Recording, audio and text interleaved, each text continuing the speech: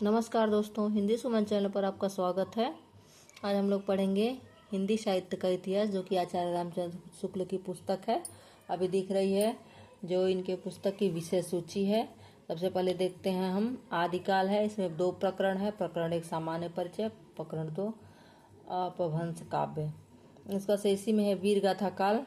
इसमें भी 2 प्रकरण है। तीसरा है देश भाषा काव्य और इसमें फुटकल रचना है। तो इसमें 4 प्रकरण इसमें है आदिकाल में। उसके बाद आता है पूर्व मध्यकाल यानी कि भक्ति काल, संवत 1375 से 1700। इसमें कुल 6 प्रकरण है।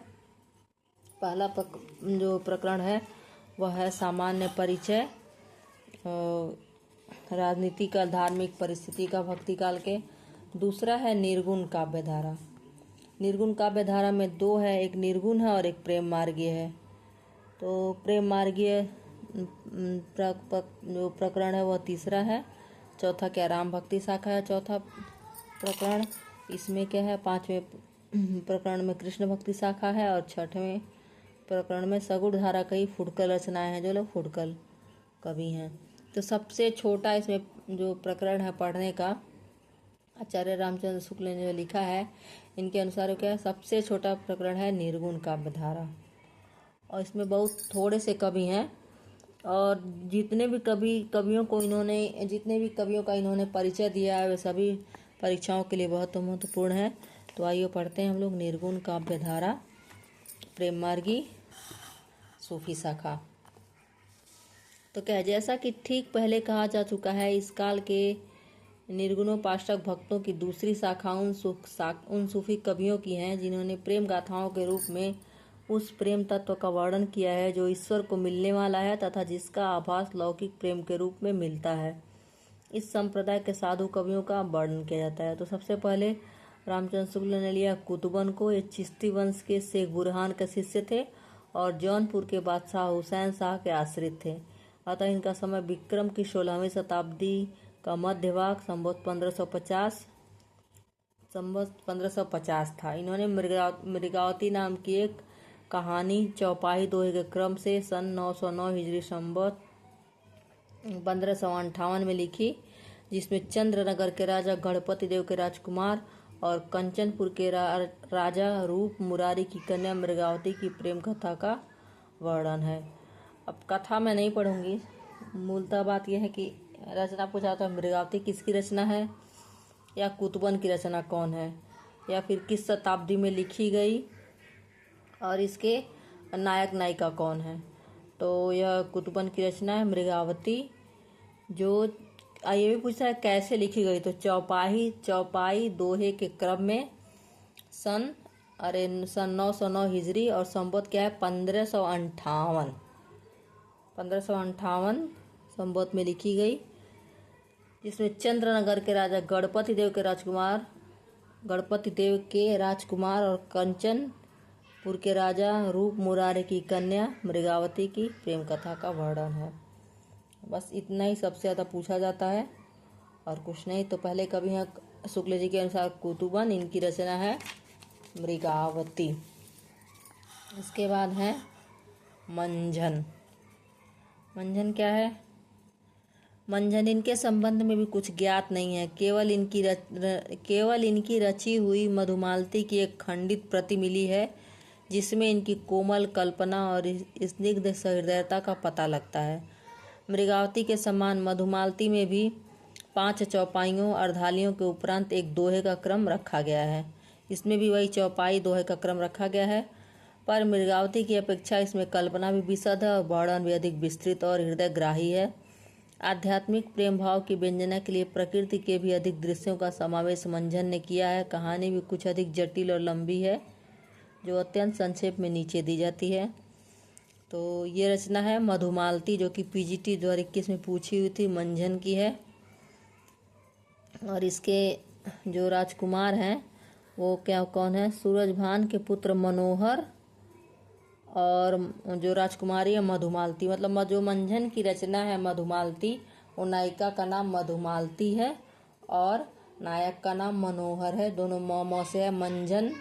मंझन म से, लेखक जो है कवि जो है, और उनकी जो रचना है मधुमालती भी म से, नायिका का नाम भी म से और नायक का नाम भी म से। तो यह है मंझन।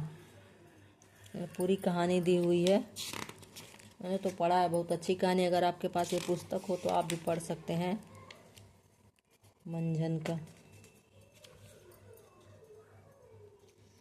मधुमालती। और इसके बाद आते हैं जायसी। मंझन के बाद है जायसी।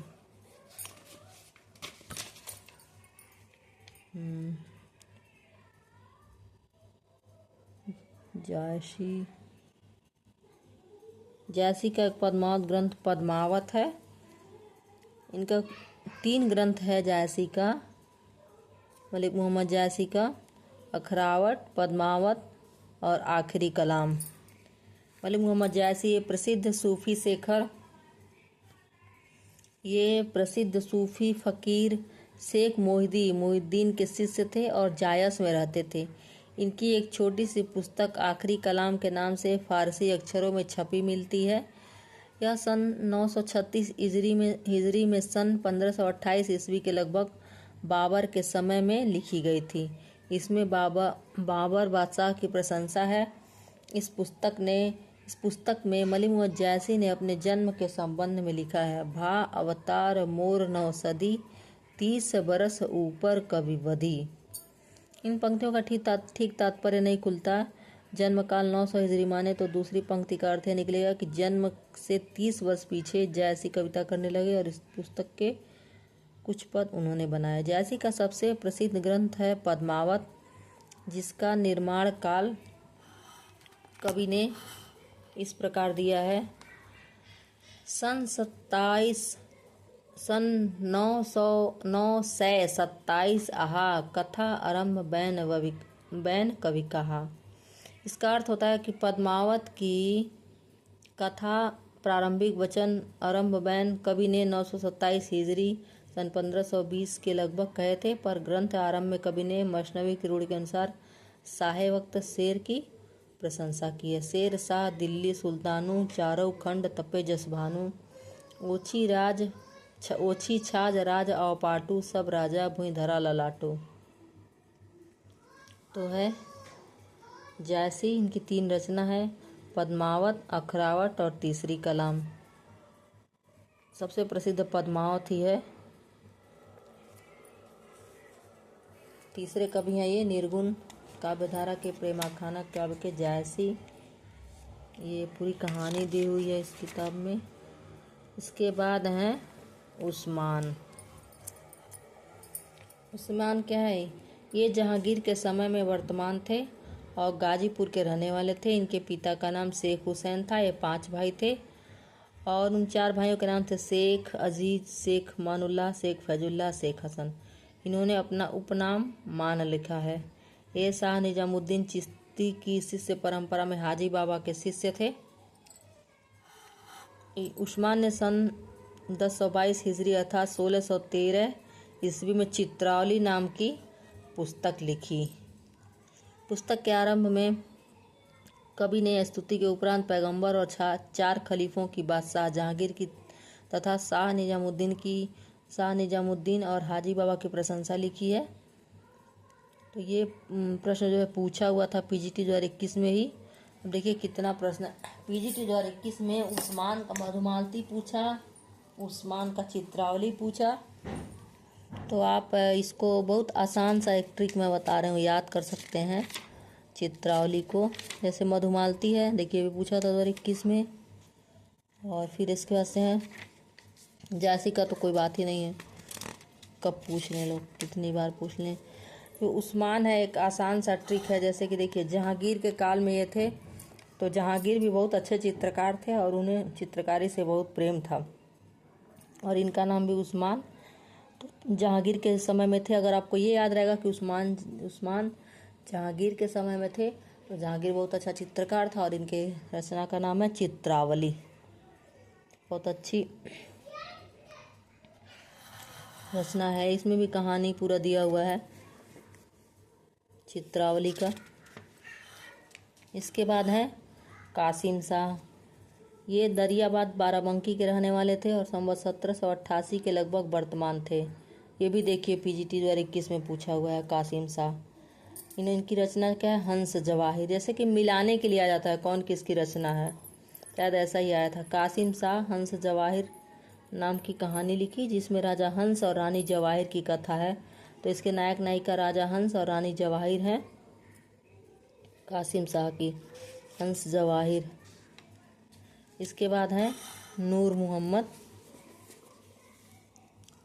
ये दिल्ली के बादशाह मोहम्मद शाह के समय में थे और सबरहद नामक स्थान के रहने वाले थे जो जौनपुर आजमगढ़ की सरहद पर है। पीछे सबरहद से अपनी ससुराल भादो जिला आजमगढ़ चले गए। इनके ससुर शमसुद्दीन को कोई और वारिस न था, इससे वे ससुराल में ही रहने लगे। नूर मोहम्मद के भाई मोहम्मद शाह सबरहद में ही रहे। नूर मोहम्मद के 2 पुत्र हुए, गुलाम हुसैन, नसरुद्दीन। तो इनकी रचना जो है, नूर मोहम्मद फारसी के बहुत अच्छे आलिम थे। इनका हिंदी काव्य भाषा का भी ज्ञान और सब सूफी कवियों से अधिक था। फारसी में इन्होंने एक दीवान के अतिरिक्त रौजतुल हकायक इत्यादि बहुत सी किताबें लिखी थी जो असावधानी के कारण नष्ट हो गईं। इन्होंने 1157 हिजरी संवत 1801 में इंद्रावती नामक एक सुंदर आख्यान लिखा। देखिए फिर से ये पूछा हुआ है, इंद्रावती कब लिखा गया था? 1800 संवत 1801 में, PGT 2021 में। इसमें राजकुंवर कालिंजर के राजकुमार राजकुंवर और आगमपुर की राजकुमारी इंद्रावती की प्रेम कहानी है। नूर मोहम्मद की रचना है इंद्रावती, संवत 1801 में लिखी गई और इसमें कालिंजर के राजकुमार राजकुंवर और आगमपुर की राजकुमारी इंद्रावती की कहानी है। इनकी एक और रचना है अनुराग बांसुरी, जो कि इनका एक और ग्रंथ फारसी अक्षरों में लिखा मिला जिसका नाम है अनुराग बांसुरी। यह पुस्तक कई दृष्टियों से विलक्षण है। पहली बात, इसकी भाषा सूफी रचनाओं से बहुत अधिक संस्कृत गर्भित है। दूसरी बात है हिंदी भाषा के प्रति मुसलमानों का भाव। इंद्रावती की रचना करने पर शायद नूर मोहम्मद को समय समय पर यह उपालंब सुनने को मिलता था कि तुम मुसलमान होकर हिंदी भाषा में रचना करने क्यों लग गए। इसी से इन्होंने अनुराग बांसुरी के आरंभ में यह सफाई देने की ज़रूरत पड़ी। और जिसमें ये दूसरी लाइन है, यह बहुत बार पूछी गई है परीक्षाओं में। पढ़ते हैं, जानत है वह सिरजनहारा जो किछु है मन मरम हमारा, हिंदू मग पर पाँव न राखें का जौ बहुते हिंदी भाखें, मन इस्लाम मिर कैले माजें दिन जेवरी करकस भाजें, जहाँ रसूल अल्लाह प्यारा उम्मत को मुक्तावन हारा, तहाँ दूसरों कैसे भावे जच्छ असुर सुर काग न आवे। दूसरा लाइन खूब पूछता है। अनुराग बांसुरी का रचना काल 1821 है। 2 रचना है इनकी, नूर मोहम्मद की इंद्रावती और अनुराग बांसुरी। बहुत पूछता है ये भी रचना। अब इसके बाद है अगले कवि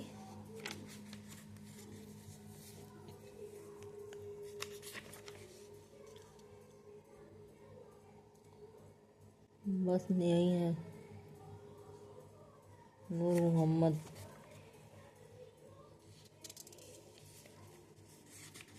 एक और थे इसमें छूट गए हैं, शेख नबी। ये जौनपुर जिले में दोस्तपुर के पास मऊ नामक स्थान के रहने वाले थे और संवत 1676 में जहांगीर के समय में वर्तमान थे। ये भी जहांगीर के समय में थे, शेख नबी। और इन्होंने जो रचना लिखी उसका नाम है ज्ञानदीप। ज्ञानदीप नामक एक आख्यान काव्य लिखा जिसमें राजा ज्ञानदीप और रानी देवजानी की कथा है। शेख नबी इनकी रचना है ज्ञानदीप। तो ये बहुत छोटा सा है जो ये प्रकरण है, निर्गुण काव्य धारा। आप जरूर पढ़ें। और भी कवि होंगे लेकिन जो रामचंद्र शुक्ल इतने ही कवियों को लिया। कुतुबन, इनकी रचना है मृगावती। और दूसरे हैं मंजन, इनकी रचना है मधुमालती। तीसरे हैं जायसी, इनकी रचना है पद्मावत, अखरावट। और आखिरी कलाम। चौथे हैं कासिम शाह ने उस्मान, इनकी रचना है चित्रावली। उस्मान की रचना चित्रावली है। और इसके बाद है कासिम शाह, इनकी रचना है हंस जवाहिर। इसके बाद है नूर मोहम्मद, नूर मोहम्मद की रचना है इंद्रावती और अनुराग बांसुरी। और एक और है ज्ञान शेख नबी, इनकी रचना है ज्ञानदीप। तो कुल कितने कवि हो गए? कुतुबन, मंझन, जायसी 3 कवि हुए। और उसके बाद से उस्मान चौथे कवि उस्मान है, इनकी रचना है चित्रावली। इसके बाद है शेख नबी, इनकी रचना है ज्ञानदीप, ये भी जहांगीर के समय थे। फिर है कासिम शाह, इनकी रचना है हंस जवाहिर। और इसके बाद है नूर मोहम्मद जो आखिरी कवि हैं आचार्य शुक्ल के अनुसार। निर्गुण काव्यधारा के प्रेमाख्यानक शाखा के नूर मोहम्मद आखिरी कवि हैं। तो हो गए कुतुबन, मंझन 2, जायसी 3, उस्मान 4 और शेख नबी 5, कासिम शाह 6 और नूर मोहम्मद 7। कुल 7 कवि हैं।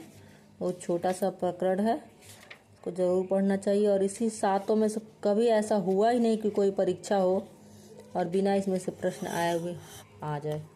निर्गुण काव्यधारा से प्रेम मार्गी सूफी शाखा, कुल 7 कवि हैं आचार्य शुक्ल के अनुसार, जिन्हें आपको ज़रूर पढ़ना चाहिए। तो दोस्तों कैसा लगा ये मेरा, आप ज़रूर बताइए। धन्यवाद।